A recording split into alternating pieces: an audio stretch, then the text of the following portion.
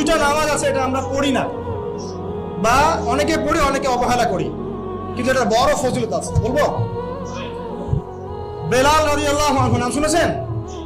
যখনই নবী সাল্লাল্লাহু আলাইহি ওয়াসাল্লাম জান্নাতে যেতেন, মানে জান্নাত আল্লাহ পাক তাকে দেখাতেন, তখনই তিনি তার বেলাল রাদিয়াল্লাহু আনহু পায়ের শব্দ শুনতে পারতেন।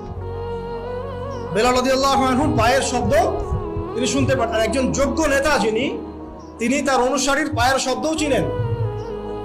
কথা বুঝতে পারছেন? আচ্ছা, গলার ভয়েসও চিনেন। তো বেলাল রাদিয়াল্লাহু আনহুকে তিনি জিজ্ঞাসা করলেন, হে বেলাল, তুমি কি এমন আমল করো যার ফলশ্রুতিতে তুমি জান্নাতে আমার সামনে সামনে হাঁটছো? সুবহানাল্লাহ। তিনি বলছেন, ইয়া রাসূলুল্লাহ, আমি তো এমন কোন আমল করি না, আপনারা যা করেন তাই করি, তবে যখনই আমার ওযু ছুটে যায়, ওযু ভেঙে যায়, আমি তখনই ওযু করি, আর সেই ওযু দিয়ে আমি 2 রাকাত নামাজ পড়ি।